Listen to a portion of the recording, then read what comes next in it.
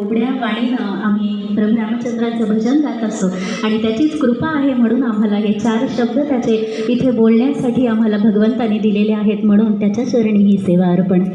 भीमरूपी महारुद्रा वज्र हनुमान मारुती वनारी अंजनी सुता रामदूता प्रभंजना. भीमरूपी, भीम म्हणजे काय?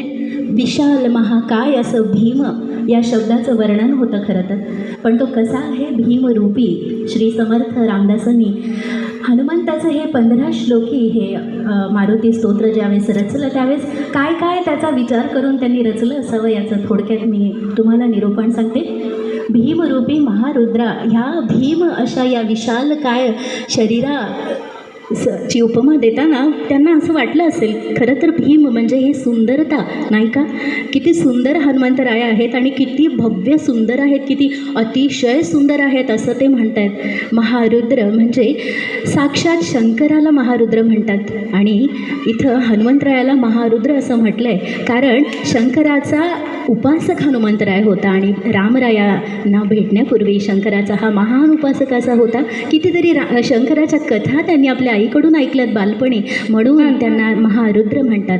फक्त शंकराला महारुद्र म्हणतात. त्यानंतर हनुमंतरायाला इथं समर्थांनी महारुद्र असं म्हटलं आहे. वज्र हनुमान मारुती, हा हनुमान मारुती कसा आहे?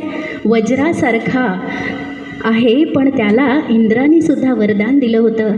ज्यावेळेस तो आकाशातला जो सूर्य आहे तो गिळण्यासाठी अगदी जन्म झाल्या आकाशात दिसणारा तो लाल फळ, त्याला असं वाटलं की तो खरं तर एखादं फळ असावं का खाण्यासारखं, म्हणून त्याने तो हातात घेण्यासाठी म्हणून उंच झेप घेतली आणि इंद्राला असं वाटलं की अरे हा सूर्य गिळतो की काय, या भीतीनं इंद्राने आपलं वज्र त्या हनुमानाच्या दिशेने फेकलं आणि ते त्याच्या हनुवटीला लागलं.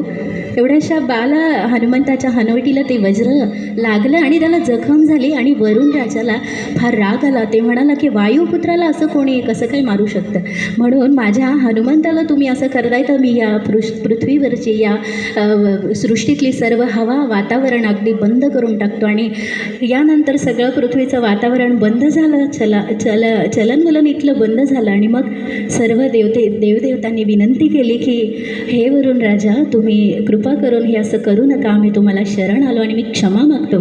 त्यानंतर इंद्रानी हनुमंताला एक वरदान दिलं होतं की तुला कुठलंही शस्त्र अस्त्र अगदी वज्रसुद्धा तुला कधीही भेदू शकत नाही, इतका तू महान आहेस आणि असा तू चिरंजीव हनुमान आहेस. म्हणून भीमरूपी महारुद्रा वज्र हनुमान मारुती वनारी अंजनी सुता रामदूता प्रभंजना.